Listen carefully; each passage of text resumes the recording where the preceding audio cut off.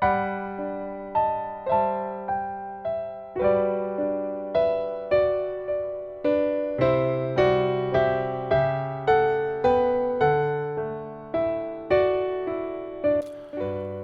길어지고 낮이 짧아져 우리는 이 빛과 푸른 잎을 바라보며 이 세상에 주신 하나님의 약속을 기억합니다. 우리의 빛, 우리의 희망이신 그리스도는 오십니다. 예언자 이사야의 말에 귀 기울입시다. 어둠 속을 헤매는 백성이 큰 빛을 볼 것입니다. 캄캄한 땅에 사는 사람들에게 빛이 비춰올 것입니다. 당신께서 주시는 무한한 기쁨, 넘치는 즐거움이 곡식을 거둘 때의 즐거움 같고 전리품을 나눌 때의 기쁨 같아 그들이 당신 앞에서 즐거워할 것입니다. 오 하나님, 기뻐하며 우리는 예수님의 약속을 기억합니다. 이 초에서 나오는 빛처럼 그리스도의 축복이 우리에게 내리시어 우리의 길을 밝히시고 당신의 진리로 우리를 인도하여 주소서. 우리가 간절히 기다리오니 이 세상 어둠 속에 그리고 우리에게 예수님의 생명을 내려 주소서.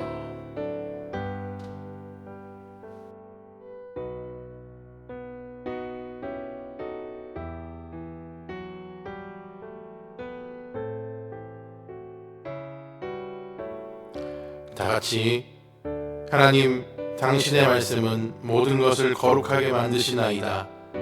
이 초에 당신의 축복을 내리사 우리가 이것을 볼 때마다 번잡한 몸과 마음을 가라앉히어 우리 주 예수께서 오심을 준비하게 하소서. 우리 주 예수 그리스도의 이름으로 기도합니다. 아멘.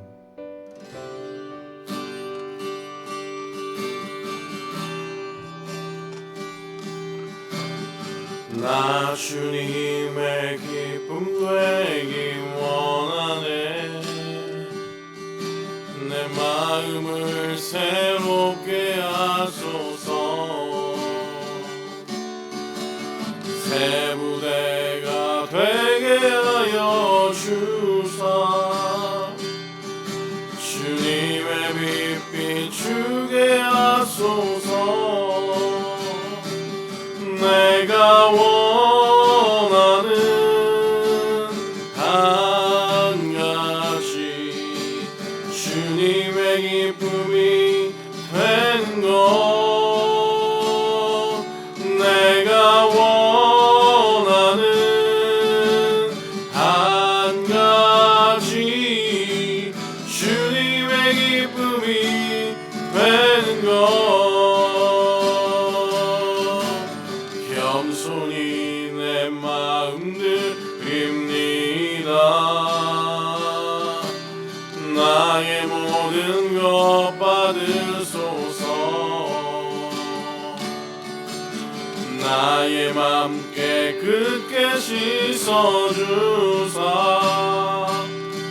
주님의 길 행하게 하소서. 내가 원하는 한 가지 주님의 기쁨이 되는 것. 내가 원하는 한 가지 주님의 기쁨이 되는 것. 내가 원하는 한 가지 주님의 기쁨이 되는 것.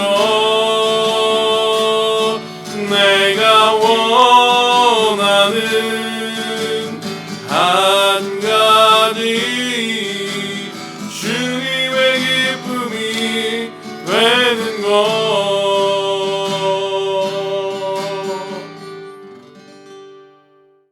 공동의 기도를 함께 화면을 보면서 주님 앞에 드리겠습니다. 창조주 되시며 역사의 주관자 되시는 하나님 아버지, 코로나19의 확산 앞에 아무것도 할 수 없는 저희의 나약함을 깨닫고 그간 저희의 교만을 회개합니다. 첨단 문명의 번영을 앞세워 왕이신 하나님을 대적하여 높아진 모든 나라와 교회, 공동체와 개인이 철저하게 주님의 도우심을 간구하며 엎드리오니 저희를 긍휼히 여겨 주옵소서. 전능하시고 신실하신 하나님, 속수무책으로 번지고 있는 코로나19의 확산을 주님의 능하신 팔로 막아 주옵소서. 우리가 죄악에서 돌이켜 우리를 낮추고 주의 얼굴을 구하면 주께서 들으시고 우리를 용서하시며 회복하시겠나이다 라고 약속하신 그 말씀을 이루어 주옵소서. 무엇보다 코로나19의 확진자들과 그 가족들에게 위로자 되시는 성령님께서 평안을 허락하여 주시고 예수 그리스도의 보혈로 속히 치유되게 하사 억눌려 있는 두려움에서 벗어나게 하옵소서. 우리의 지혜와 능력이 되시는 주님, 코로나19 확산 방지와 치료를 위해 불철주야 애쓰는 정부와 의료진 그리고 수많은 봉사자들을 기억하여 주옵소서. 주께서 저들의 지혜가 되시고 능력이 되시어 신속하고 정확하게 이 사태를 수습하게 하옵소서. 그들을 감염으로부터 보호하여 주시고 맡겨진 자리에서 최선을 다해 국민을 섬기게 하옵소서.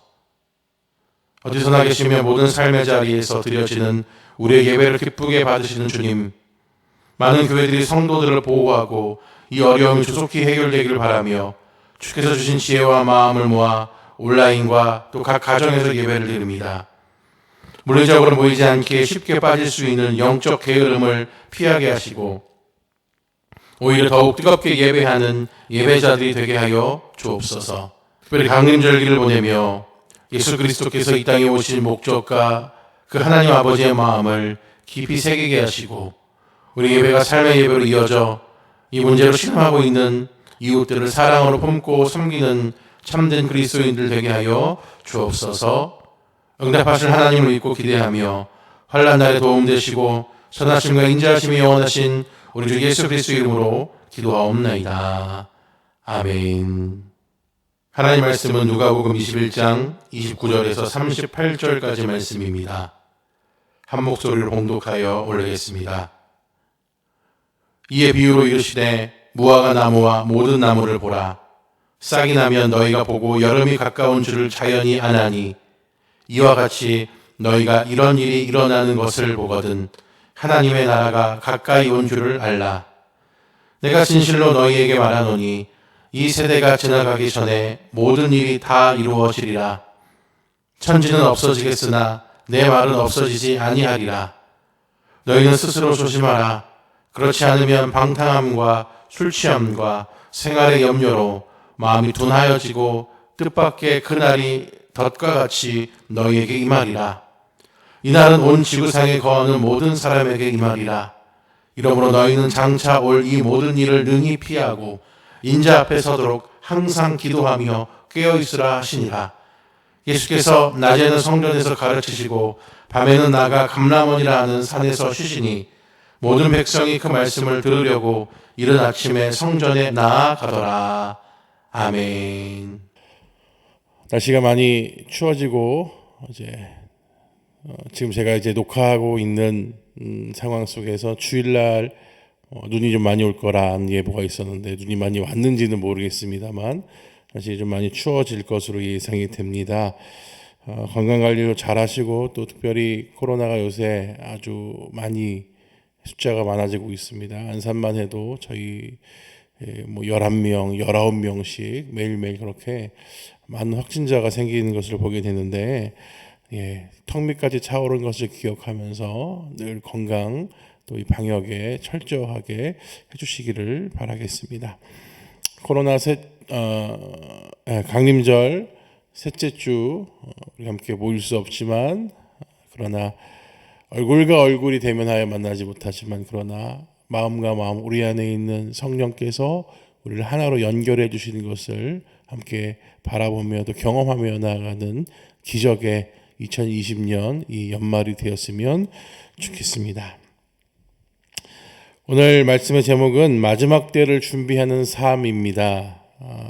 누가복음 21장 이제 마지막 부분을 우리가 함께 보았는데 예수님께서 이제 앞에서 보면 성전이 무너지는 것을 통해서 예루살렘에 오게 될 환란에 대해서 말씀하셨습니다. 그리고 마지막 때를 우리 믿는 자들이 어떻게 준비해야 할 것인가에 대해서 오늘 또 말씀해 주신 것을 볼 수가 있습니다.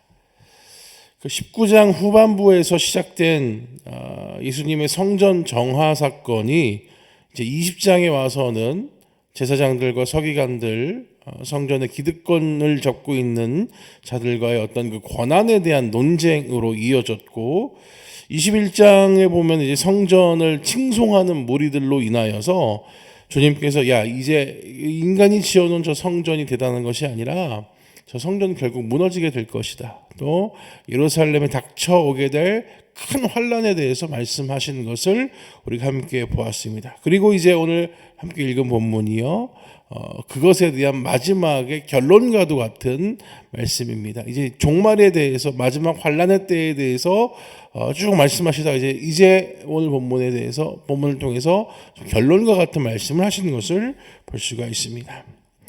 환란과 징조의 때에 우리가 어떻게 온전하게 살아가야 할 것인가에 대해서 비유로 말씀하시는데, 29절에 보니까 무화과 나무에 대해서 말씀하십니다. 병행 구절인, 병행 복문인 마태복음과 마가복음에서는 무화과 나무로만 무화과 나무를 봐라, 그래서 무화과 나무 한 가지만 말씀하시는데, 오늘 본문 누가복음은 무화과 나무와 모든 나무라고 되어 있는 것을 볼 수가 있습니다. 이것은 이 팔레스타인 사람들에게만 이 말씀을 전하고 싶은 것이 아니라 이방인들에게도 설명하고자 하는, 그래서 누가가 이것을 예수님 말씀을 듣고 첨언하여서 기록한 것으로 볼 수가 있을 것입니다. 우리도 그렇잖아요. 무화과 나무라고 하니까 무화과 열매는 먹어봐서 알지만 무화과 나무라고 하니까 잘 와닿지 않습니다만, 모든 나무라고 하니까 그제서야 조금 이해되는 부분도 사실 있습니다.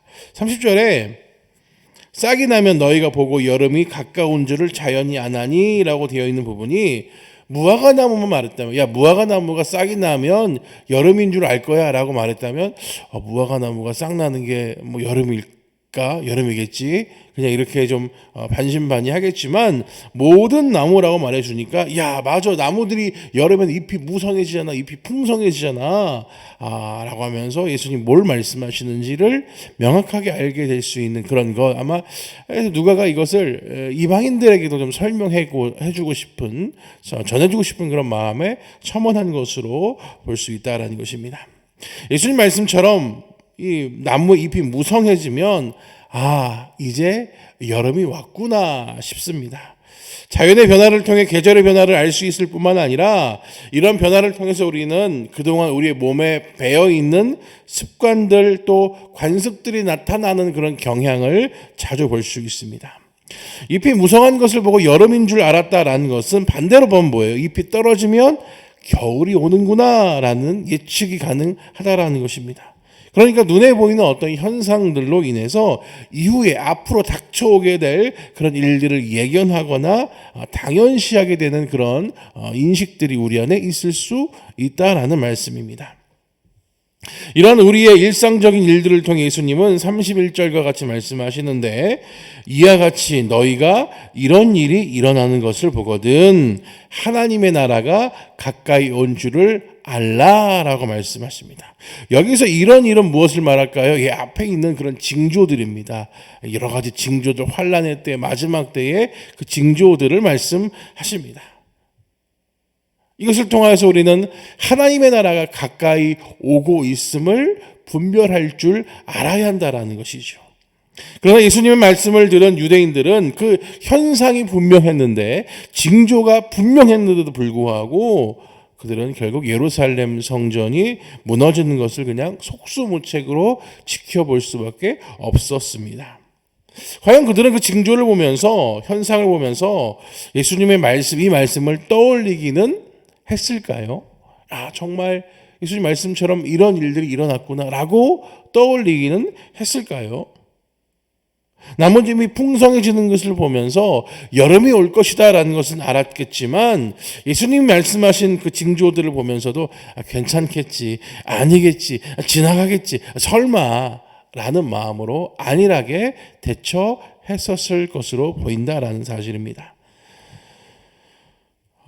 마태복음 16장에 표적을 구하는 바리새인과 사두개인들에게 야, 날씨를 통해서 분별할 줄을 알면서 왜 시대의 표적은 분별하지 못하냐라고 책망하셨던 것처럼 그들은 예루살렘의 징조, 멸망의 징조를 바라보면서도 손 놓고 당하는 꼴이 됐어요. 왜요? 예수님 말씀을 믿지 않았기 때문이죠.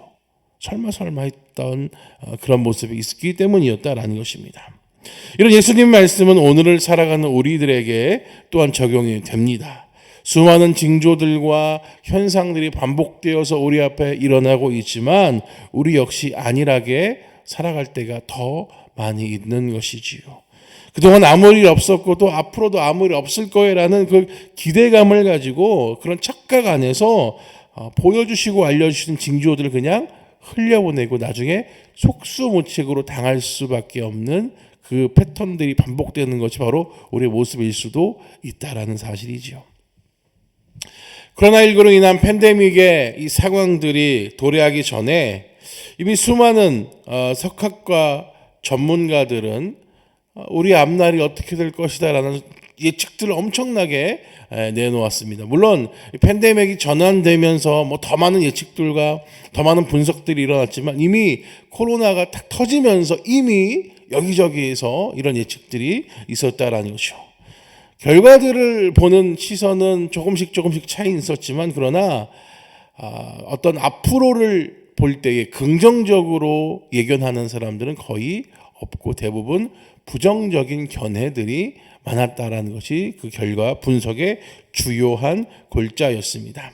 경제와 정치 또 앞으로 어떤 전 세계의 흐름에 대해서 이렇듯 다양한 예측들을 쏟아오는 것처럼 사회와 문화 그리고 종교와 신앙 안에서도 여러 가지 예측들이 있어서 이것들이 연구 자료로 지금 나오고 있는 것을 또 볼 수가 있습니다. 아마 가장 먼저는 경제나 어떤 사회적 흐름이 가장 먼저고 좀 디테일한 것들은 좀 뒤에 나오는 그런 모습인 것 같아요. 그러나 그 모든 것들이 예측하고 결론으로 말하는 것은 결국 인간의 자리라는 것이죠. 사람들의 자리, 삶의 자리에 인간적인 것들에 대한 결과들, 예측들만이 난무하고 있습니다. 주님은 잎이 많아지는 무화과 나무를 보면서 여름이 오는 것을 예측할 수 있듯이 눈에 보이는 수많은 징조를 통하여서 하나님 나라가 도래하게 될 것을 보라라고 말씀하셨는데 우리는 무화과 나무를 보면서 여름이 오는 것만을 예측하는 것처럼 우리 시대에 생겨나는 수많은 변화와 현상들을 통하여서 우리 상황과 처지에 맞는 그런 예측들, 예상들만을 하고 있다는 것입니다. 주님께서 예측하고 분별하라고 하신 것은 인간의 역사 10년 후, 50년 후, 100년 후를 보라고 하시는 것이 아니라 무엇을 보라고 하십니까? 하나님의 나라가 하나님의 통치와 다스리심이 지금 다가오고 있다. 우리 안에 이미 그렇게 덮어지고 있다는 것을 보라는 말씀을 하셨다라는 것입니다. 우리의 앞날을, 우리 삶의 앞날을 바라보라는 것이 아니라 하나님의 통치가 지금 막 밀려오고 있다는 것을 보고 온전한 시대 정신 안에서 분별해라, 믿음 안에서 분별해라 라고 말씀하시는 것을 우리는 보아야 한다라는 사실이죠. 이렇게까지 말씀하시는데 듣지를 않으니 32절 이후 이렇게 말씀하시죠. 이 세대가 지나가기 전에 모든 일이 다 이루어지리라. 천지는 없어지겠으나 내 말은 없어지지 아니하리라. 주님의 말씀은 분명히 이루어지는 줄 믿습니다. 말씀하신 대로 성취되어 진다라는 것입니다. 무화과 나무를 보면 여름을 아는 것처럼 수많은 징조들을 통하여서 하나님의 나라가 가까이 온 것을 깨달아가는 우리의 믿음이 되기를 축복합니다. 징조가 부족한 것이 아니라, 증거가 부족한 것이 아니라 결국 뭐예요? 우리의 믿음이 부족한 것입니다. 받아들이고자 하는, 분별하고자 하는 우리 마음이 없는 것은 아닌지 다시금 주님의 말씀을 기억하며 이 징조를 통하여 분별하며 나아가는 저 여러분의 삶의 모습이 되어지시기를 축복합니다. 예수님께서 이 분별하지 못한 우리를 향하여서 구체적으로 무엇을 분별하지 못하게 됐는지를 말씀하시는데, 무엇이 우리를 분별하지 못하게 가로막는지 말씀하시는데 34절입니다. 너희는 스스로 조심하라. 그렇지 않으면 방탕함과 술취함과 생활의 염려로 마음이 둔하여지고 뜻밖의 그날이 덫과 같이 너희에게 임하리라 라고 말씀하십니다. 분별하지 못하는 세대를 향하여서 주님은 가장 먼저 스스로 조심해라 라고 말씀하십니다. 경계하라는 거죠. 거리를 두라는 겁니다. 방어해야 한다는 겁니다. 내가 긴장하고 깨어있지 않으면 어떤 환난과 징조와 이 닥쳐올지라도 분별할 수 없기 때문이라는 거죠. 스스로 조심하고 스스로 민감하게 반응해야 볼 수 있다라는 말씀입니다. 그렇지 않으면 방탕함과 술 취함과 생활의 염려로 마음이 둔하여진다라고 말씀하세요. 이 방탕함과 술 취함이 무엇입니까? 사도 바울에 의하면 이것은 정욕으로 인한 것이다라는 거죠. 율법 아래에 있는 우리의 육체로 인하여 발생하는 것들, 이 죄의 모습이 방탕함과 술 취함의 모습이다라는 것입니다. 내가 스스로 조심하지 않으면 그냥 그렇게 아무 일 없이 넘어가는 게 아니라, 그렇죠? 그냥 넘어가는 것이 아니라 조심하지 않으니까 사단이 공격하고 그 공격에 넘어져 방탕함에 빠지고 죄에 취하듯 술 취함에 사로잡히게 된다라는 사실입니다. 여러분, 우리 일상을 사는 것을 한번 생각해 보세요. 편안하고 그냥 아무 일 없을 때는 조심하지 않습니다. 사실 일상이라는 것이, 우리의 삶이라는 것이 그렇지 않습니까? 일상이라는 말에는 어떻게 보면 좀 따분한 느낌도 있습니다. 그냥 다람쥐 쳇바퀴 돌아가서 오늘 뭐 했어? 뭐 늘 그렇지. 그런 삶을 살았지. 지난 일주일 어땠어? 그냥 직장 갔다가 뭐 하고 하니까 일주일 다 지났네. 라고 그냥 평이하게 우리가 얘기를 할 때가 있습니다. 일상에서는 잘 긴장하지 않게 되죠. 사회생활 할 때도 이렇게 반복되는 일상에서는 긴장하지 않습니다. 어떤 이슈가 있어야 긴장을 하고, 그렇죠? 마음을 고쳐먹고 하지요. 승진을 앞두고 있다던가, 또 어떤 프로젝트가 진행된다던가, 어떤 결과를 기다리고 있을 그때에 사람이 좀 긴장하고 그래서 이 긴장감이 너무 두렵고 이런 마음이 들 때도 사실 있는 것 아니겠습니까? 저도 요즘 긴장하고 있는 것이 있는데, 코로나 때문이기도 하겠지만 이제 연말이 되니까 2020년을 결산하고 마무리하면서 내년 2021년은 우리 교회가 또 제가 어떻게 사역을 하고 어떤 방향으로 그렇게 감당하며 나아가야 할지에 대한 고민들을 좀 하면서 좀 긴장함 속에 좀 사로잡혀 있는 것을 보게 됩니다. 그런데요, 삶에서 이 긴장할 때보다 긴장이 풀렸을 때에 그 일상이라고 말하는 따분함이 약간 들어가 있는 그 일상이라는 그 현실 안에서 예측하지 못했던 그런 일들이 발생하게 될 때가 굉장히 많다라는 것입니다. 긴장하지 않았을 때, 긴장이 풀어졌을 때 그런 일들이 일어나게 됩니다. 긴장하지 않으면 사단이 우리를 공격합니다. 슬슬 이간질시키고 달콤한 말들로 우리를 넘어뜨립니다. 그때 방탕함과 술 취함이라는 죄의 결과들이 우리 안에 생겨나게 된다라는 것입니다. 그리고 또 한 가지 뭐라고 말씀합니까? 생활의 염려에 대해서 말씀합니다. 생활의 염려를 당해보신 분들은 알 겁니다. 정말 온 마음과 정신이 다 거기에 가 있습니다. 어떻게 하면 이 난국을 헤쳐나갈 수 있을까? 어떻게 하면 이 빚을 해결할 수 있을까? 어떻게 하면 이거 막아낼 수 있을까? 이 마음이 막 거기 다 뺏겨 있는 것을 경험해 볼 수 있었을 것입니다.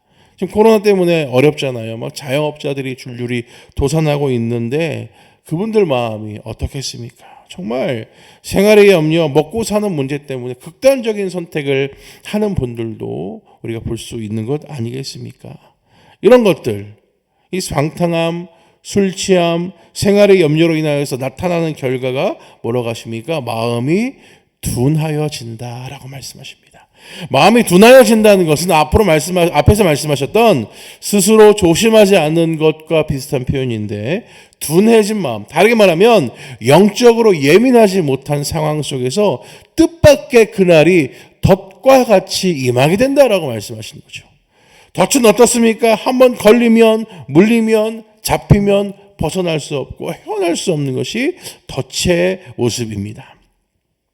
우리가 스스로 조심하지 않고 영적으로 예민하지 않으면 방탕함과 술 취함과 생활의 염려 같은 일들로 인하여서 심판의 날이 떨어질 수 없는, 벗어날 수 없는 덫 덕처럼 우리 안에 밀려오게 된다는 거죠. 여유 없이 준비됨 없이 그렇게 덜컥 오게 된다는 것입니다. 그러니 안일하게 살아가는 모든 삶을 조심하라라고 말씀하고 계신 것입니다.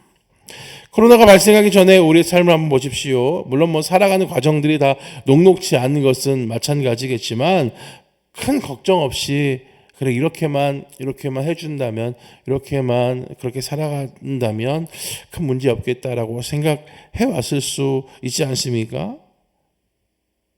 어떤 이런 문제로 인하여서 우리 삶이 송두리째 빼앗겨 버리고 정지되어 버리고 그렇죠? 아무것도 할 수 없는 그런 상황에 처하게 될 거라는 생각 한 번도 안 해봤을 것입니다.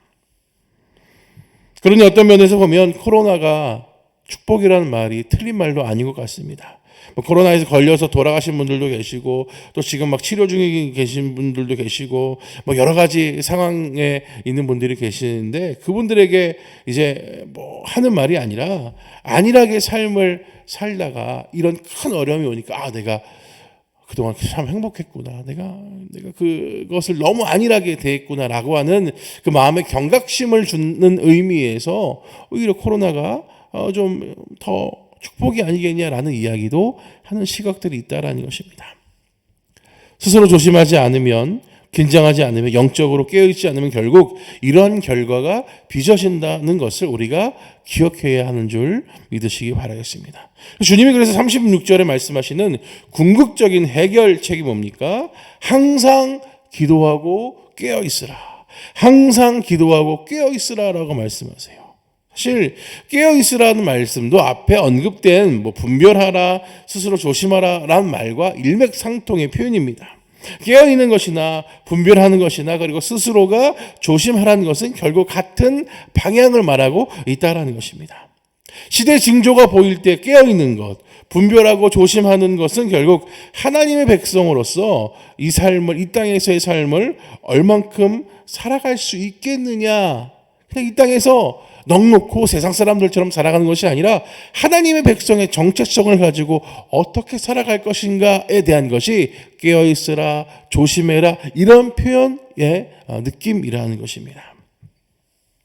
중요한 것은 일반적인 것처럼 그냥 일반적으로 깨어있어라, 조심해라 이런 말 할 수 있는데 그것만이 아니라 뭐가 포함되어 있다는 거예요? 항상 기도하라라는 말씀이 있다라는 것입니다. 깨어있는 것, 분별하는 것, 스스로 조심하는 것, 이 모든 것도 일반적인 어떤 상황과 문제에서 누구나도 할 수 있는 그런 말입니다. 어떤 강연이나 어떤 그런 책을 통해서 누구라도 할 수 있는 말. 여러분 깨어있어야 됩니다. 여러분 조심해야 됩니다. 여러분 분별해야 됩니다. 라는 말들을 우리가 일반적인 자리를 통하여서도 들을 수 있습니다. 그런데 그들이 하지 못하는 말 중에 하나가 뭐예요? 그들은 전혀 할 수 없는 말이 뭐예요? 오늘 예수님 말씀처럼 항상 기도해야 합니다. 이 말은 못한다라는 거예요. 왜요? 이 말은 뭐가 전제돼야 가능하기 때문에 믿음이 전제돼야, 하나님을 믿는 믿음이 전제돼야 가능하기 때문이라는 것입니다. 결국 깨어있는 것도 분별하는 것도 스스로 조심하는 것도 어떤 전제가 있을 때 가능해요? 항상 기도할 때에 기도하는 원동력을 통하여서 그것이 가능하다라는 것을 우리는 보게 되는 것입니다. 그러니까 어떤 사회적인 현상을 극복하기 위한 방법으로 깨어있고 분별하고 조심하는 것이 아니라 내 존재가 하나님의 피조물로서 하나님께 붙어있는 존재로서 하나님 안에 있는 사람으로서 그래서 나의 삶의 문제가 세상의 방법으로 해결되어지는 것이 아니라 주님과의 관계 맺음을 통하여서 이 모든 것들이 해결되어지는 것, 나아가시는 것, 주님 앞에 엎드려져야 가능한 일들이라는 것을 깨닫는 믿음의 존재, 관계의 존재가 되는 것을 보게 되는 방법이 바로 이 기도라는 수단을 통해서 우리가 깨닫게 되는 것이다라는 것을 예수님 우리에게 알려주고 있는 것입니다. 기도 외에는 이런 이유가 나갈 수 없다라고 말씀하신 것처럼 시대적인 상황은 결국 영적인 상황이고 영적인 해결책이 필요한 상황의 모습이라는 것입니다. 우리는 어떤 선택을 해야 할 수 있어야 할까요? 기도함으로, 항상 기도함으로 분별하고 조심하고 깨어있는 삶을 사는 우리의 삶의 모습이 되어야 할 것입니다. 그러면 항상 기도하는 것으로 그것은 완전한가, 충분한가? 37절 이후에 예수님께서 성전에서 가르치시는 장면이 나옵니다. 그리고 저녁에 쉬시는데 38절에 보면 모든 백성들이 예수님의 말씀을 들으려고 이른 아침에 성전에 나왔다라고 말씀하십니다. 항상 기도함으로 깨어있고 분별하고 조심해야 하는데 이것도 무엇과 같이 가야 한다는 것입니까? 하나님의 말씀과 함께 가야 한다라는 것입니다. 결국 예수님 오늘 말씀에서 신앙생활의 핵심을 건드리고 계시는 것을 볼 수 있어요. 매일매일 일상에서 신앙생활을 가지고 신앙의 핵심을 지키며 살아가는 것, 종말의 때를 살아가는 우리의 자세가 된다라는 것입니다. 이 마지막 때 환난과 징조를 보면서 견딜 수 있는 것이 결국 신앙의 기본기로 돌아가는 것, 그것이 우리를 견디게 해준다라는 사실입니다. 항상 기도하고 말씀 가운데 나아갈 때 분별하고 조심하고 끼어 있어서 시대 속에서 보이는 그 징조들을 통해서 하나님의 나라를 우리가 바라볼 수 있는 믿음을 가지고 살아갈 수 있다라고 알려주고 계신다라는 것입니다. 결국 마지막 때를 준비하는 것은 성대하게 뭔가를 준비하는 것이 아니라 오늘을 믿음 안에서 살아가는 것, 오늘을 주님 안에서 기도하고 말씀 가운데 붙들려 있고 오늘을 그렇게 깨어서 분별력을 가지고 살아가는 것이 결국 마지막 때 그 징조 속에서 우리가 어떻게 살아갈지에 대한 포지션을 명확하게 하게 되는 힘이 된다는 것을 보게 된다라는 것입니다. 코로나로 삶이 무너지고 막히고 어려움이 있을지라도 이건 하나의 징조, 현상에 불과하거든요. 더 많은 징조들이, 현상들이 우리 앞에 있을 수 있다라는 것입니다. 그럴 때 우리는 어떻게 됩니까? 막 놀라고 이거 어떻게 되지? 우리 삶이 이렇게 됐네. 교회가 더 이상 예배를 드릴 수 없네. 이런 것 저런 것 때문에 막 힘들어할 것이 아니라 뭘 해야 되는 거예요? 기도하고 말씀 가운데 붙들려 있으면서 깨어 있어서 내가 지금 여기서 무엇을 해야 하는지, 이 상황 속에서 무엇을 바라보아야 하는지, 하나님의 존재, 하나님의 백성의 존재라는 것을 기억하며 내 정체성을 붙들고 주님 앞에 나아가는 믿음의 여정들을 또 오늘도 동일하게 살아가는 그런 과정이 필요하다라는 것입니다. 오히려 큰 문제 속에서 해결책은 굉장히 심플할 때가 많이 있습니다. 지금 이 직면한 문제에서 해결책이 복잡하고 엄청 어렵고 한 것이 아니라 간단하다는 거죠. 하나님 앞에 엎드려서 하나님 말씀 안에 붙들려서 깨어서 분별하고 주님 앞에 늘 나아가는 삶, 그것이 우리에게 이 어려움을 극복할 수 있는 힘과 능력이 된다라는 사실입니다. 마지막 때를 준비하는 삶에 대해 주님 말씀하십니다. 시대를 분별하라 하시고 조심하라 하시고 깨어있으라 하시면서 항상 기도하며 말씀에 붙들려 있을 것을 우리에게 알려주십니다. 이것이 마지막 때를 준비하는 우리의 삶의 모습이어야 하는 줄 믿습니다. 그런 상황에서 오히려 이전에 하던 것들을 더 잘 지키고 더 잘 순종하고 이 어려움이 왔어 흔들리고 낭망하고 절망하고 깨어질 것이 아니라 그동안 지켜왔던 믿음의 걸음들을 더 잘 유지하면서 주님 앞에 나아가는 것, 이것이 우리가 깨어있을 수 있고 두려워하지 않을 수 있고 이 상황 속에서 조심할 수 있는 믿음의 방편인 것을 기억하는 우리 모두가 되시기를 주님 이름으로 부탁을 드리겠습니다. 이 한 주간도 이 말씀 붙들고 승리하며 주님 앞에 나아가는 우리의 삶의 모습 되시기를 주님 이름으로 축복합니다. 우리 시간 함께 말씀 기억하면서 통성으로 잠시 기도하며 나아갈 텐데요. 마지막 때를 살아가는 우리가 시대를 분별하며 조심하며 또 깨어있을 때 항상 기도함과 말씀 안에서 이 모든 삶을 감당하는 그리스도인이 되게 도와달라고 함께 기도하며 나아가겠습니다. 주님, 이 마지막 때를 살아가는 저희들을 불쌍히 여겨주시고 우리가 시대를 분별하며 나아가길 원합니다. 또 스스로 조심하길 원합니다. 주님, 항상 깨어있는 삶을 살아가길 원합니다. 하나님, 그러기 위하여서 주님 항상 기도하며 주님 앞에 나아가는 우리 삶의 모습이 이루어져야 할 줄 믿습니다.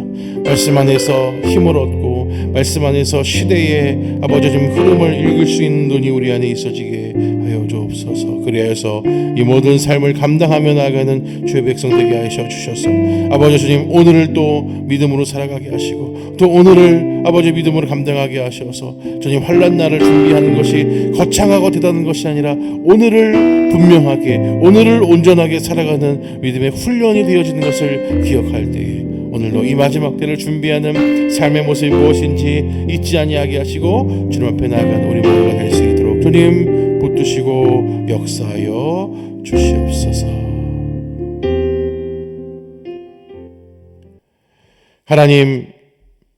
하나님, 우리 마음과 중심을 주님께 맡겨드립니다.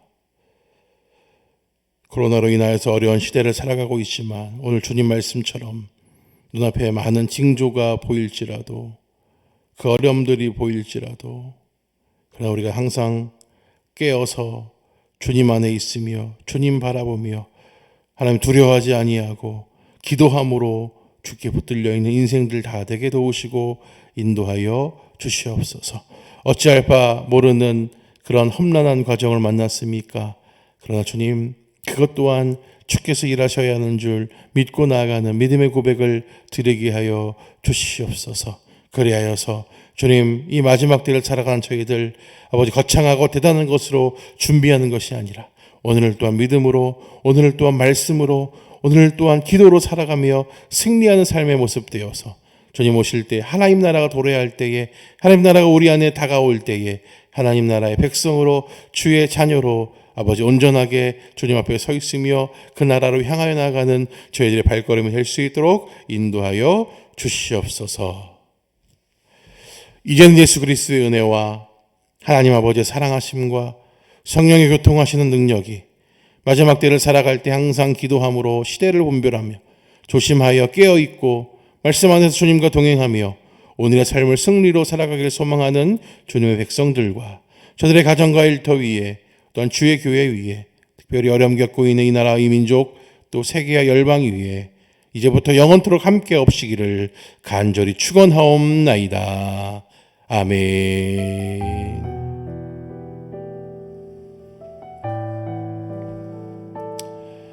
네, 이번 마쳤고요. 오늘도 또 시작된 한 주도 주님 안에 승리하는 우리 모두가 되시기를 축복합니다. 네, 박수를 마치겠습니다.